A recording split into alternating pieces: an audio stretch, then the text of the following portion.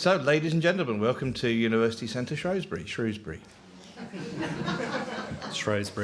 Pointedly sitting on the fence here. My name's Jim Hawkins. I'm the mid-morning presenter from BBC Radio Shropshire. And I also do things like this every so often to confound the people who would have you believe I don't exist. They think I'm Bigfoot. Thank you for laughing. The people understand what that is. A bit of the housekeeping, okay? First off, in the event of a fire, this is a 400-year-old building, you're on your own.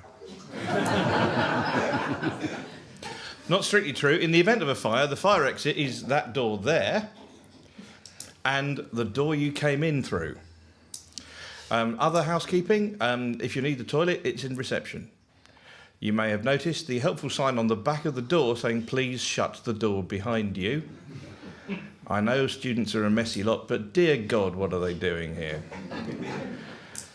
Anyway, the history of adversarial academic conversation in this country is riven with discussions which may perhaps never, ever be resolved. How many angels can indeed dance on the edge, on the head of a pin, and may they? Was Beethoven the last classical composer or the first of the Romantics? Were Squeeze better than the Beatles? Yes. Yes, that's no problem. You wouldn't believe how many fights I've started in pubs just by saying that. It works a treat. And we are here this evening to attempt to conclude, in true British style, no black, no grey, it's all black and white. One person is either right and the other person is wrong. To attempt to conclude one of the others, which is the pronunciation of the name of the town we are in. You wouldn't have thought it would have been that hard, would you? Incidentally, as I mentioned, I am the mid-morning presenter for the BBC. The BBC has a pronunciation unit. The best way of winding them up is to ring them up and say, is that the pronunciation unit? The BBC has a pronunciation unit. The BBC is, of course, a broadcaster of record. We talk about locations large and small all over the entire globe. We are expected to pronounce the names of those locations correctly. So when you ring the pronunciation unit in London of the BBC and say, so, county town of Shropshire, oh, God, not that again. Really, it's like, do whatever you want. Seriously, it's the only occasion where the official advice from the BBC is the words of the great beast, Alistair Crowley, do what thou wilt shall be the whole of the law. Mind you, since the announcement this morning of 1,000 job cuts at the BBC, it is quite likely that any contact with the pronunciation unit actually gets diverted to Rachel Riley's Twitter feed. So this evening you will hear two fine academic gentlemen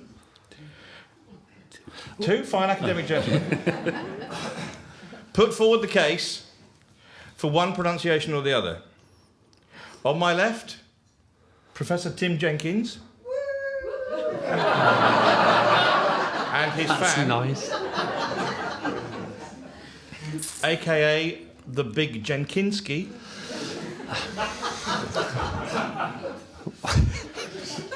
Who will be making the case for Shrewsbury. On my right.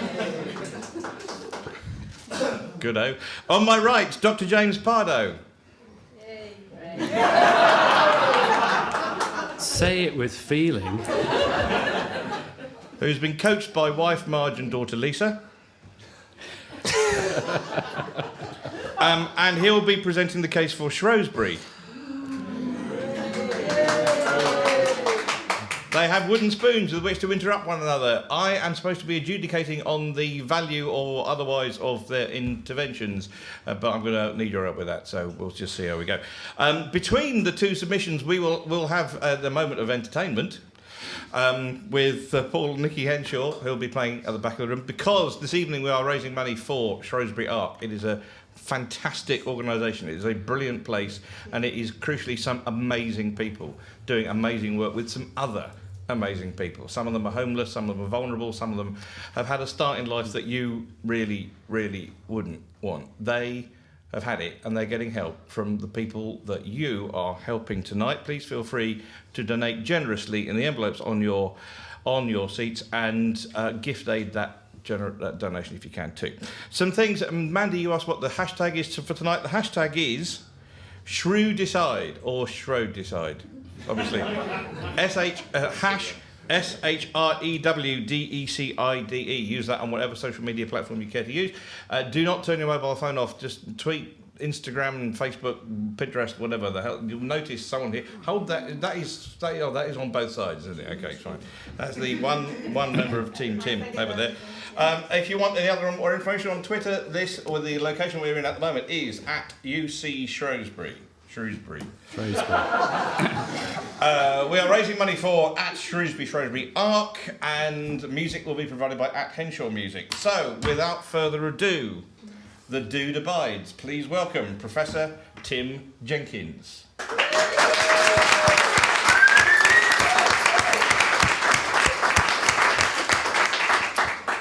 Hey up, everyone. Are we all right? I think, Mon. Yeah, that's what we need. Ultimately, I think Jim's point there about the arc is one. We're going to have a bit of fun now over the pronunciation of a word, really. That doesn't mean too much, does it? Well, it does. It means loads. It depends what you drink, ultimately, in Shrewsbury. But if we can give very generously to this course, that would be fantastic. Welcome to Rallies as well. It's very nice to welcome you all here, because those of you who remember Rallies before, this was the VIC office. It was stuffed full of leaflets. Isn't that Rollies? It starts. I'm going to get a few of the things out of the way with James first, because I know he's got a spoon, and I'm a bit worried he's got a spoon. I was born in Herefordshire. I was imported. I am a Marches lad, and I was imported to the Shire when I was very young. Went to school at Idsall in Shifnal, which is Shifnal. And we've always said Shrewsbury. Now, I think the aspect of Shrewsbury for me that's incredibly important is a little publication that was done by one of our famous sons in 1859 called The Origin of the Species. Ladies and gentlemen, we've evolved in Shrewsbury. It's official. We've got a university. We've got park and ride even. This is really quite an important evolution of the town. But it's not just the evolution in terms of Darwin's aspects, but it's also about how we speak and how we pronounce words as well. And to be fair, the thing about Shrewsbury is the letters, isn't it really? If we think of those lovely letters that make the word, it's Shrewsbury. Simple as that. But there is no right or wrong way. James will baffle us with all sorts of aspects. I'm a bit more direct. I think people know me here now. We're going to go down the direct approach. But as an academic and an academic historian, there's quite a useful little tool now, because everything's online. I don't hashtag. I've heard of Facebook. I've got the only mobile phone that's powered by coal and steam. You know, I am learning. I did give a talk about digital technology not so long ago. I'm trying. I'm doing my very, very best. But there's a great resource for historians called Early English Books Online. And these are books that have been printed at various periods in time. And if you put Shrewsbury into it, ladies and gentlemen, there's quite an interesting aspect that comes out. You can have variants of Shrewsbury, okay? So, Early English Books Online states there's 7 variants if I spell Shrewsbury the way it should be spelt, which is Shrewsbury at the end of it. And out of Shrewsbury, you can have Shrewsbury the way we spell it, Shrewsbury, B-U-R-I-E at the end. Okay, we can have Shrewsbury that's got 2 V's instead of a W, quite like that one. We can have Shrewsbury that's got a V instead of a U, still Shrewsbury though. We can have Shrewsbury with an E on the end, or we can have Shrewsbury. The key fact here, folks, is everything points to me, Shrewsbury, okay? And it's 964 variants of the way that us good folk of the Shire say Shrewsbury. Outside of that, you can have Shrowsbury. Do you know how many variants you get of Shrewsbury? 2. 2.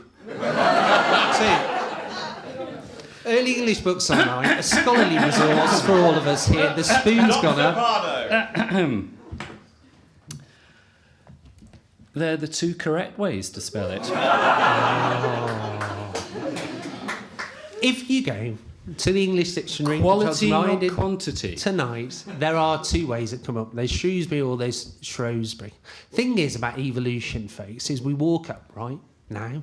You know, we've got central heating, we've got Facebook, Instagram, all these wonderful bits of technology, and we have evolved. So we've dropped the useless O at the spelling of our favourite county town because we've shortened, you know, letters are expensive, time is money. We're in a capitalist society. No one wants to add an extra letter to something if they don't need to.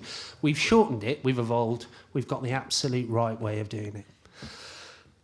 There are the two options.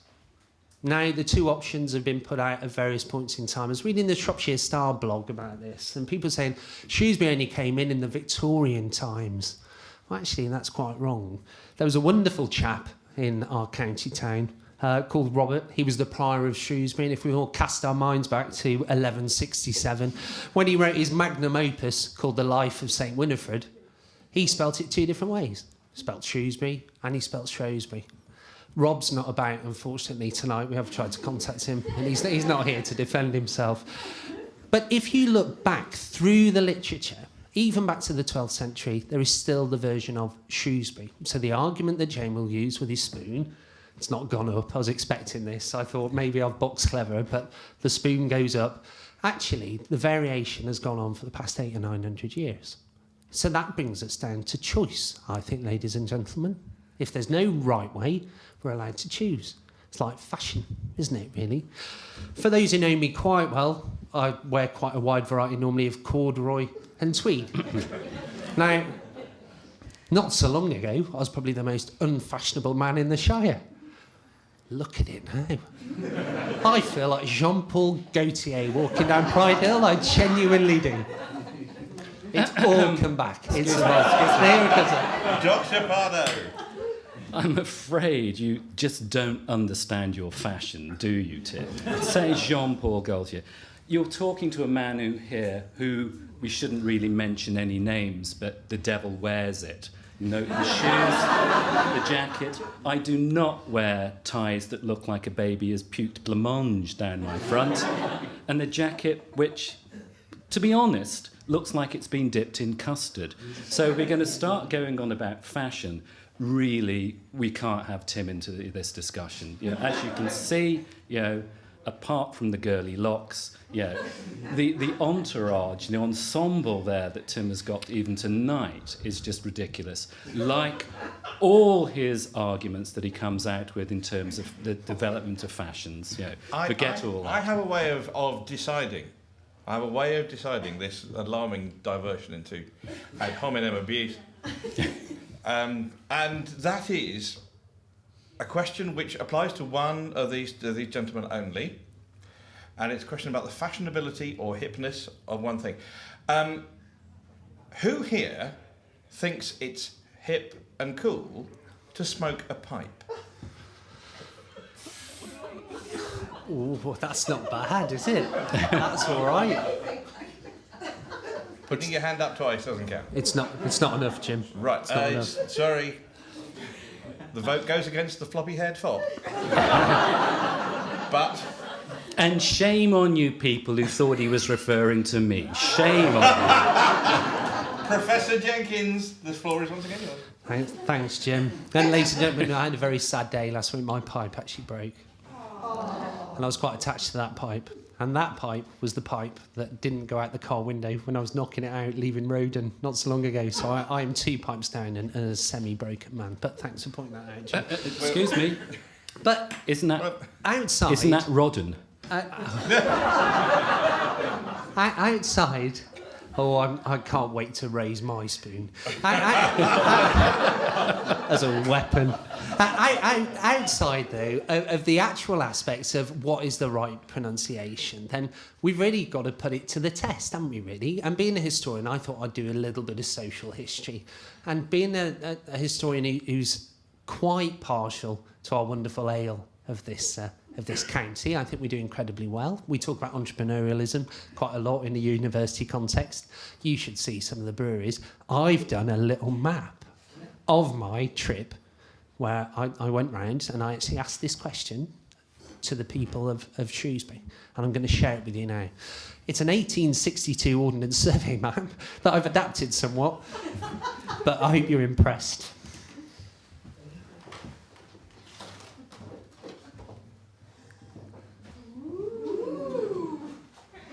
Right.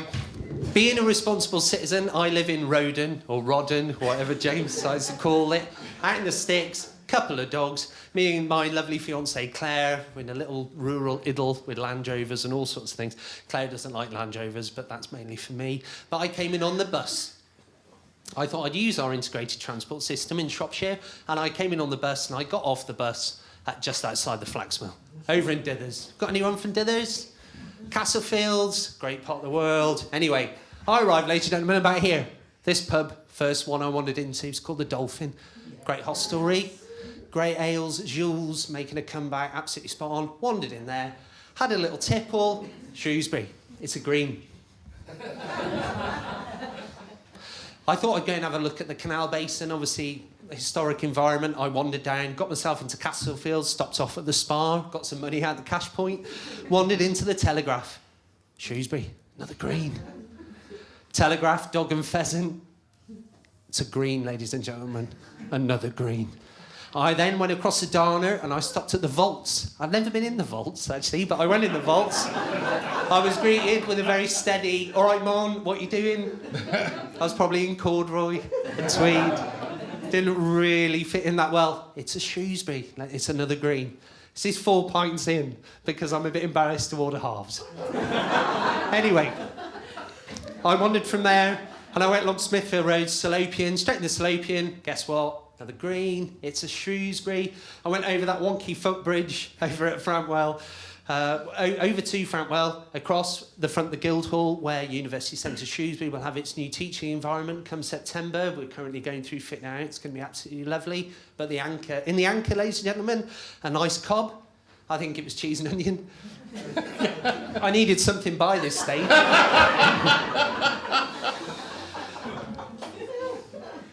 It's a Shrewsbury. It's an absolute green.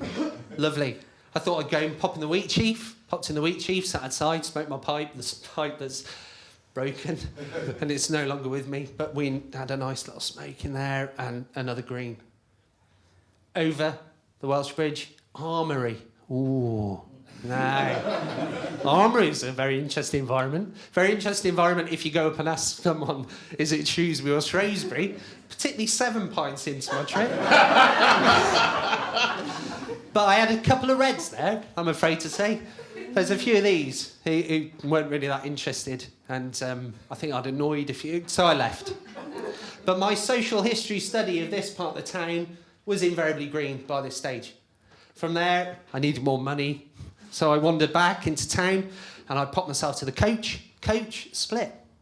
Split between Shrewsbury and Shrowsbury, bit of a mix. Proximity is getting closer to Kingsland, ladies and gentlemen. I'm not going to bring the social class issue into it. I'm sure James is going to point out which of us are right and wrong. But there was definitely a few Shrewsburys in there. There I had a bag of scratchings, maybe some peanuts, a nice pint of Oracle. It was happy hour by then. And I thought I'd go and treat myself to the Bembo, which had just opened its doors. Again, the Bembo. Outside, smoking area, guess what? Shrewsbury. Inside, up at the bar, had a few Shrewsburys going on. I noted these down in my notebook. I've got to be honest, my notes were getting fairly sketchy by now. But I persevered, just for you tonight. Claire's angry by now, the texts are coming in. Oh. It's almost a domestic situation, but I went to the Wheat Chief. There was a bit of live music on in the Wheat Chief. I think it was Irish folk night. It was quite good. There was a Baran. I quite like a Baran. Wheat Chief, invariably, it's a Shrewsbury. By this point, I'm thinking, right, which way to go? This is 1, 2, 3, 4, 5, 6, 7. I might have had 2 in there. So I thought I'd pop down the Nags. I got in the Nags. Invariably, it's a Mon. It's a Shrewsbury. Shrewsbury Mon. Everyone's happy as Larry. Sat in the beer garden. Took a deep breath. Thought, I need a bit of a walk. And sometime now, I've got to think about getting home. I went down the towpath. I went down the river, which is brave after that many beers, but I did it. And I've written on here what I was up to, and it says, Jenkins back to Dog and Pheasant for one last ale and a taxi, ... But what absolutely sealed it for me, as I'm just coming down, spoke to Dog Walker here, which is just the other side of the railway bridge, marked it with a little X, Shrewsbury. Shrewsbury, ladies and gentlemen. Back to the Dog and Pheasant, Shrewsbury Mon.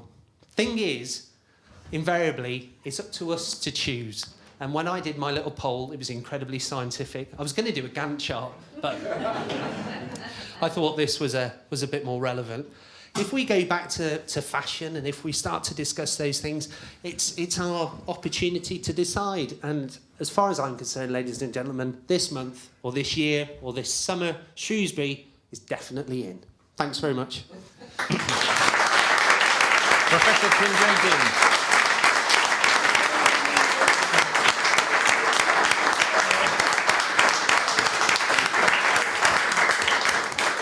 All of us involved with this venture would like to apologise to the dog walker.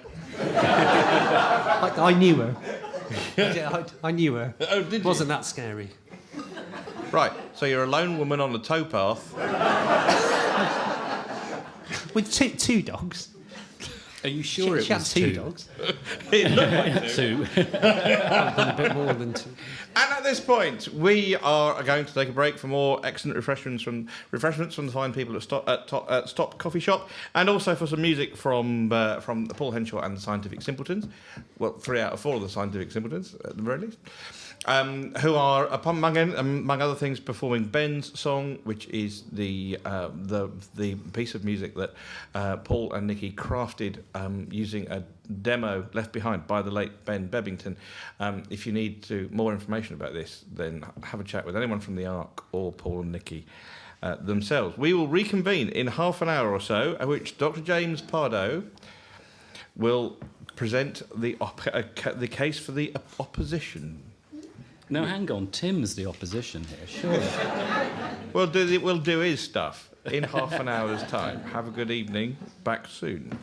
This is a song called Down by the Water.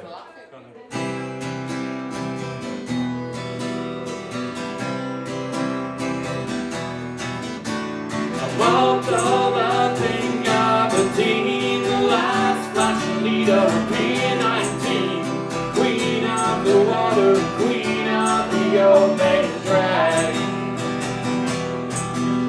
The season rubs me wrong.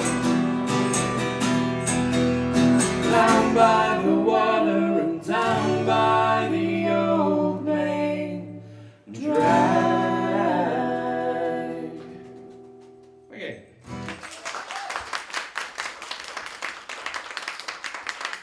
These days of dust, which we've known, will blow away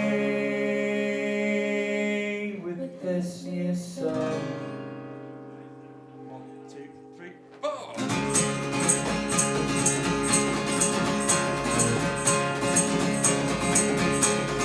So break my steps and relent, and you forgive, and I won't forget. And I will wait for you. And I will wait for you.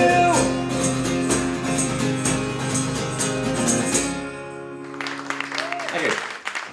Passion and anger stumbling into every bed. Sleep there next to my worst dread. But I did too many times to recollect.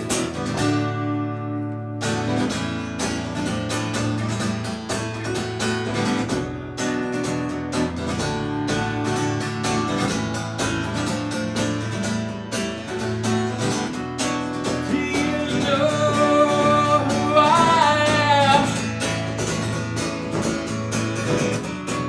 I am one of the gang. The bridal cross, it was my land. I'm a proud Salopian. I'm a proud Salopian. I'm a proud Salopian to the end. And it's Shrewsbury. Again. So, welcome back, ladies and gentlemen. If we can just show our appreciation for Paul and Nicky Henshaw, for the Scientific Simpletons, who've actually just run off the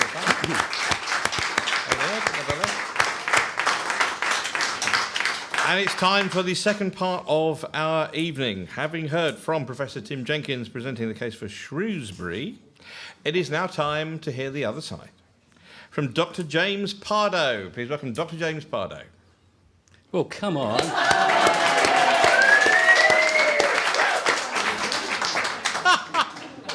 Good grief. I know, I can see where this is going. Oh. Right. We've heard the emotional cry from the wilderness of Roden. Let's get sensible now. Firstly, Professor Jenkins. Who nominated you for that professorship anyway? I don't know. Yeah, some idiot. Professor Jenkins on his fact-finding tour. The academic moving around Shrowsbury. That's how he saw it. Picture the scene. A quiet pub in the town centre. Locals happily supping their pints. Suddenly there is a crash. The door opens, and something which could only be described as wearing clothes fashioned in the fiery pits of Beelzebub himself. Girly locks waving in their faces like the serpents of Medusa, saying to them, "All right, mon, cold enough for you, like."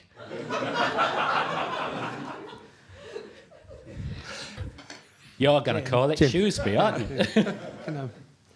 James, I'll save you my offcuts next time I go, mate. Honestly, you've got to get over this. It really is becoming quite a psychological issue, isn't it? Are you all right? You sure? I will have you know that I just take the fashion of very, very short hair. And so you should. Cheers, Jim. So there we have this towering kraken above these poor locals. Of course they're going to say it's Shrewsbury. So you can forget that part of Tim's research. Did you not bring your own map? You can borrow mine. Yeah. This is it, typical. You sort of say, oh, no, I'm not going to have any props. I don't need props. His second argument, evolution, the evolution of language, the different spellings. The one point he forgets, though, is pronunciation. Pronunciation historically. EW. You're all there. Oh, yes. It's ooh, isn't it? That's how we say it in the 20th and then 21st centuries. Oh, no, it wasn't in the past. Whole range of spellings of EW where it is pronounced O. Look to Byron's poetry. Childe Harold's Pilgrimage. SHEW for show. Look at 19th century hymns, the hymns themselves, SHEW for show. That's where it comes from. Professor Jenkins. I love this spoon. But the reality is, James, and I know in the Shire we tend to be fairly healthy and fit and we live for a long time, but how many 200 years plus people do you actually know? The point is that was the pronunciation of this town. In the days when we were wise and sensible and educated, and we actually came out with, there was the word itself. It's only recently in our history that language has been formalised, the English language has been formalised. And Tim has shown us a whole range of spellings for this wonderful town of ours, all of which actually point to the pronunciation of Shrowsbury. These days, we look at EW and we sort of say, ooh. Now you say Shrewsbury. Well, why isn't it Shrewe? Sbury. The other one, I'm constantly told about, well, it's the taming of the shrew, according to Shakespeare. Well, we all know Shakespeare couldn't spell. Every school child will tell you that, when their teacher comes down to you, young Jenkins, your spelling is atrocious. Oh, Shakespeare couldn't spell, sir. So in that one, again... James is actually old enough to have been my school teacher.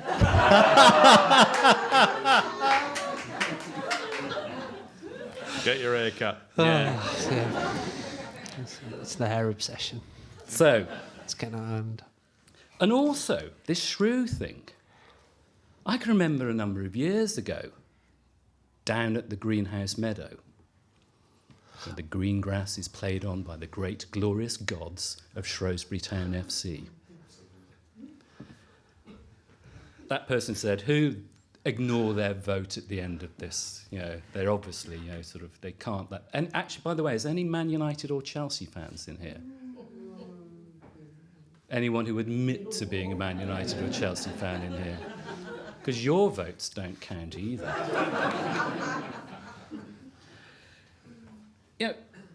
There was this complaint that they had this awful logo in the shape of a shrew. They got rid of it. Quite right to. Get the loggerheads in there. And don't start me on what loggerheads are. Ooh, leopards, lions, whatever. What is it with this town? But then you go on about shrew. Yes, it's that's a shrew. But why on earth would anywhere want to equate their wonderful town with a derogatory term for a woman or a small rodent? James, it's on film. Why? You might as well call it Rat Town and be done with it. Although perhaps we've already got one of those in Shropshire. But putting that aside, and by the way, when we're sort of talking about Shrewsbury Town, God bless Mickey Mellon and Sir Rowland Wycherley. Sorry, did I call him Sir Rowland? Wishful thinking. The other one, the glory of the English language. We shouldn't follow our pronunciation like the Germans do. Apologies to my brother who lived there for 10 years. It is the glorious language of English where there are a whole range of pronunciations of our wonderful language which don't seem to fit these nasty, constricting rules. How many of you in here call that East Midland town Derby? Sorry, surely it should be pronounced Derby. Down south, there is a county called Berkshire. Now, they're not stupid enough to call themselves Berkshire, are they? Hertfordshire. H-E-R-T. And there's a village not far from Shrowsbury. High somewhere or other. Urkel. High Urkel, or is that High Arkle? Somebody's getting married there at some point. The other one is... We're going to move it without telling him.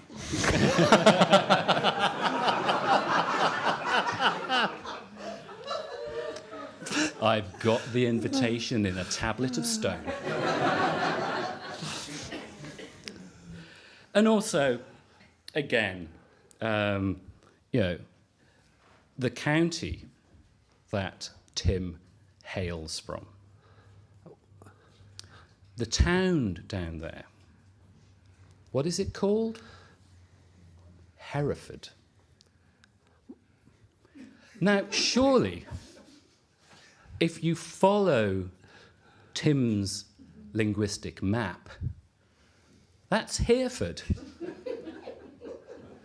Or is it a case that Tim, in his arcane sort of Herefordshire accent that he's brought up here from down south, actually sort of says, "Oh, come Hera." I've had a few beers at this Hera. Hereford. I'm waiting for your spoon. I know. Right, okay. James, I don't want to peak too early, I've got 2 left. Gonna use Reading them well. or reading? A whole range of these. The historical side, I mentioned Byron with his sort of like spelling of that. But also there are, as Tim quite rightly pointed out, a number of instances where Shrowsbury is spelt with the O before those rules of language were brought in. 1611, John Speed's map of Shrowsbury. Actually spells it with an O, but then even on that map sort of says, you can see along here we are showing you SHEW. Unless, of course, you expect that, someone is, Professor Jenkins. Well, James, if an O's an E, what's an E? It's an O. If this was Countdown, it would be a nightmare, and there's no room for a clock. But we have to start to consider really about the pronunciation of letters, and particularly nouns. I am the worst person to talk about pronunciation of nouns. Well, most Rest my case. We need. You needn't can't hinge an E being an O if we can't establish what E is, can we? Because what did Byron say about E's? And I reckon in Byron's time they weren't amphetamines. Well, so yeah, what I was was the going to say, option? well, yeah. And I don't reckon he got any pulp albums. So where are we going from here? It was laudanum. So he's got a new pipe then. I've got one spoon left, ladies and gentlemen. One spoon. Utter tosh when it comes down to it. Anyway. Putting aside the linguistic and the historical truths and correctness, it's got to be good taste as well. Good taste. Shrewsbury sounds so much better. I've mentioned about this idea of, wanting to equate this wonderful town with a little rodent. But also, ask yourself, though, where does the pronunciation of Shrow come from? Why is it there if it's always been Shrewsbury? Is it some evil cabal of rodent haters have sat round one day and thought, ooh, there's that town in the Midlands, or is it the Marches? And they actually want to call their town after a shrew. We have to stamp this out now. We've got to look for the linguistic, historical, and tasteful way to move that town forward. And that obviously means we have to throw out the shrews and bring in the shrows. Ladies and gentlemen, I rest my case. Dr. James Pardoe, ladies and gentlemen.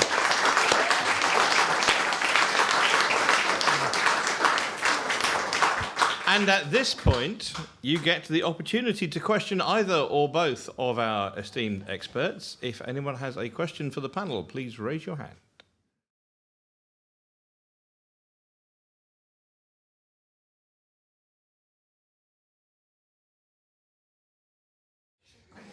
Professor Jenkins. Well, I think, of course, it's a perfectly valid point, and that's part of the value of the English language to some extent.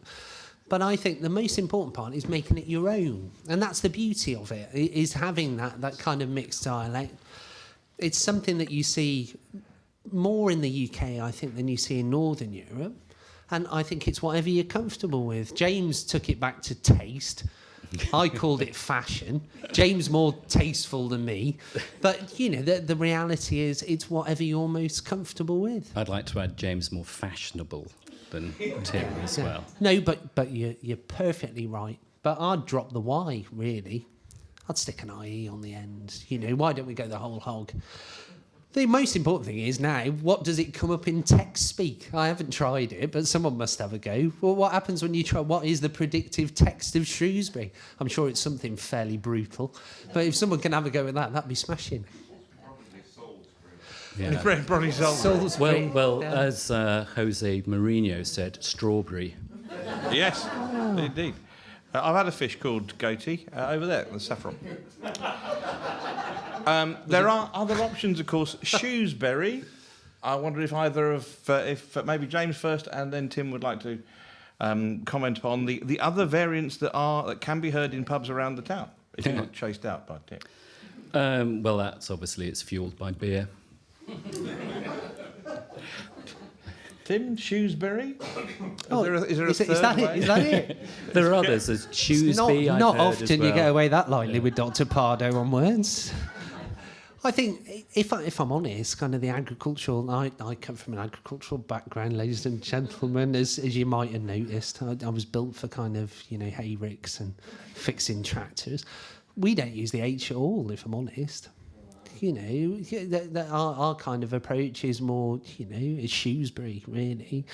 Well, we don't use the R. It just depends, doesn't it? Or Salop. I mean, that's the one we haven't heard tonight, but, you know, if you go down to the meadow, or, well, not the meadow now, obviously it's the Greenhouse Stadium. Again, that's evolution. We've evolved. It's not the same without the pies, though, is it, really, standing on the terraces? And it's a Salop. house. It's a house without an E as well. Well, of course. But my pronunciation of various things is quite wonky, I'll be the first to admit. But again, it's whatever you're comfy with, as far as I'm concerned. Hang on a minute. You just... Sorry, my brain has just got... You said, when we go down to the greenhouse meadow. Now, apart from when your posh friends invite you down to the, you know, to have your sort of prawn sandwiches and wine, when do you ever go down to the greenhouse meadow? I don't think it was prawns. I go with my mate... I go with my mate Dave the Spud. We pop down occasionally, James, you know, when we're not Land Rover fixing or doing something with the tractors. Or Tut. Yeah. But, James, where do you live? A place called Harden. Where's Harden, ladies and gentlemen? It's spelt Hawarden. Is it in the Shire? I've been sent into exile by uneducated sort of buffoons who've sent me away, you know, from my wonderful county and hometown. Yeah, and your visa's about to wear out, I reckon. However, I am back. Incidentally, if you're in any doubt that that Professor Jenkins does indeed come from the sort of stock associated with the burly outdoor life, hayricks and tractors, you can see him as Mr. February in Classic Land Rover magazine from the year 2006. Thanks, Jim. That's all right. There's even the dogs in there as well. It's a beaut. That's a whole different magazine. Before coming to this fine lady over here, I do need to clarify something. Your peregrinations around the town in search of as many pints as you can have and a was that... Did you actually take Park and Ride because you were interested in the integrated transport system, or is it because your landy's knackered? No, I didn't actually come on Park and Ride. I actually caught the bus from Roden. Ah. We have a bus. It's pretty irregular, but I got on the bus and I can get into Shrewsbury, which is pretty good. But then the Land Rover actually is knackered now because the silence has gone. So I'm awaiting parts of John Craddock's of Cannock, which are a fine supplier of Land Rover spares. So invariably I'll be out there tomorrow morning, lying underneath it, trying to fix a new exhaust. But... hey-ho. It's well a glimpse into the home life of our own dear Queen. The lady in the third row.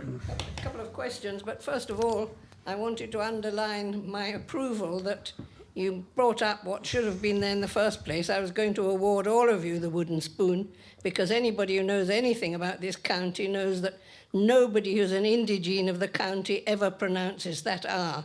And you should have had Shrewsbury and Shrewsbury without the R. You should have had a third advocate there. Anyway, that's a point. One of Thanks, my Alan. questions is, I saw Tim sitting up there with 2 different glasses. I wonder if he can nominate which beers he was now drinking. Oh, yeah. Thanks, Analogy. Secondly, can I finish? Of course. Secondly, I don't know if any of you frequent Northern Ireland. There's a place there which has 2 ways of calling it either Londonderry or Derry. So in order to make a compromise, they call it Stroke City. What would you think of calling this town Shrowsbury? I think Jim would be secretly delighted.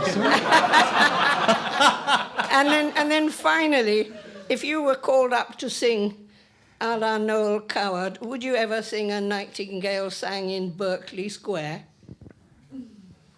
Ooh. Ooh. Do you know? I've just learnt the word indigene, which is something. Dr. James Pardoe, perhaps an observation on Shrowsbury. Could we perhaps do a new variant for the 21st century?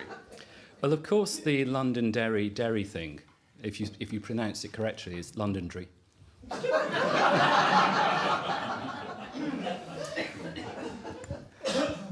James? No, that is James. Hang on. James, Tim. It's all right, Jim. I'm over it already. Well, it's passive drinking. Yeah. You were saying? I don't know. Shrewsbury is quite interesting. But what the great one is, we always think of Grope Lane in Shrewsbury, don't we? You know, that is the place of, you know, ladies of the night and so on. It was actually here. Hills Lane was Knockin Street. Had a wide variety of evening activity to deal with the bods at Frountwell. I don't know, Knockinsbury. I quite like that. That's got a little ring to it, hasn't it? Shrowsbury, I don't know, it's got a bit of a connotation either way, hasn't it? I'm not too sure. Not too sure. Knockinsbury, Lalage, I go for. And it's Cleric's Cure. I've moved on to Bishop's Castle. Ale. Heather in the front row, if we could, please, Sean. Thank you. I've listened, you'll gather that I'm not from around here, and I've listened with keen interest to the finely balanced and courteous debate that's taken place this evening. And I just wonder if, in fact, in this evolution, we should move towards saying Shrewsbury. I understand the historical reason for it being Shrosbury. Maybe we should move towards it being Shrewsbury, and rather than having a shibboleth that's difficult for visitors and for foreigners visiting our lovely town, it should make it easy for people. Say what you see, in modern English, Shrewsbury. I can't agree more. We have time for one more question. If someone wants to ask one. If not, we will... Oh, you can. Tim at the back. Sean, please, if you could. I just wonder, Tim, on your very scientific trip around the town to get an idea of what people were pronouncing, the notes you took, are they available for inspection? Because it seems convenient that the notes that might be relied upon to strengthen your argument were done at the start of your trip. But I suspect that where the Reds were coming up, we might find conveniently the evidence isn't really very clear. There was a wide variety of beer mats, torn very carefully in order to produce some writing on the back. But it was quite clear where I became quite unpopular, and not because I'm a great big unit. I kind of wandered in and you know, ruined people's Saturday afternoon pint. I was incredibly courteous, but they are available. And I think maybe it should be a new piece of contemporary art that we can perhaps install in the musical. I think so. Because the musical took ages. It nearly finished me off. But I think it could be quite an interesting artistic intervention. How about that? Sounds good to me. We should do it, shouldn't we? Definitely. And then Auction we it. can come and sit here all over again to discuss the various interventions of beer mats from different pubs. I tell you what are hard to write on, those ones that are oval. You try ripping the back off of one of them carefully. I'll remember it's quite that. difficult. But I think the one aspect that you hit on, which is quite interesting, is just making things a bit more simple for people. And there is a reputation. Dumbing down. There is a reputation, I think, in the town. Sorry, Tim, that it is a bit unfriendly, and you have to live here for 25 years until you're accepted. I'm Sorry, Tim. The version Sorry. of Shrewsbury that I know is incredibly inclusive, and everybody is absolutely lovely And I think we're incredibly tolerant, and we're actually a really friendly bunch. So regardless of how you pronounce words, I don't think we're a bad lot, really. Absolutely. Yeah. And I think that is a particularly fine note to end on. And at this point, we will collect up the envelopes in which you kindly left donations. Thank you very much. We will organise some voting. And Fliss, are we doing the voting on... yeah, we have a ballot box. Oh. We have an actual ballot box.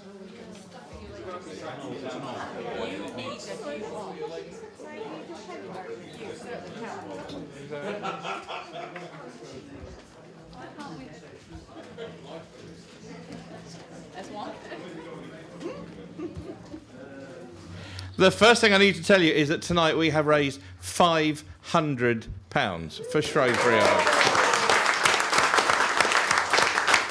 which is absolutely tremendous.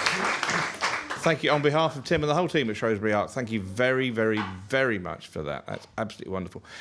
Tim is right there. You want to know any more about the work of Shrewsbury Ark? Have a chat with him later on. So, as returning officer, I always wanted to do that. I can give you the results of this evening's selection. There was one spoilt paper. Sorry. How exactly? I don't know. I think someone drew something on it they shouldn't have. One spoilt paper. 3 people voted for another choice. I don't know what. Presumably, I don't know. They ticked the box at the bottom said printed by. The number of Indigene. The number of votes for Shrow. Dr. James Pardoe has swayed 15 people. Professor Tim Jenkins convinced 26 of you.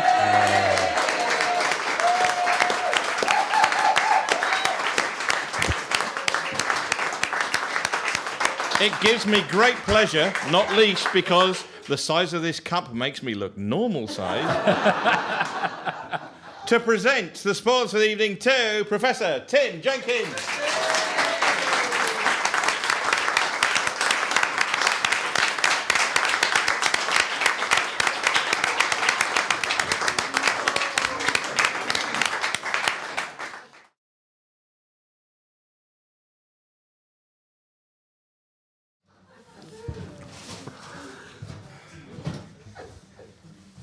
I've lived in houses smaller than this.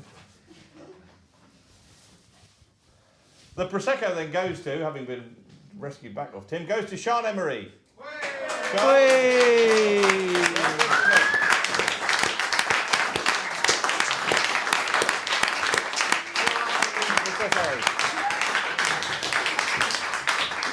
And with a reminder that we have raised £500 for Shrewsbury Ark this evening, that concludes this evening. Thank you both. Thank you all very, very much for coming along tonight.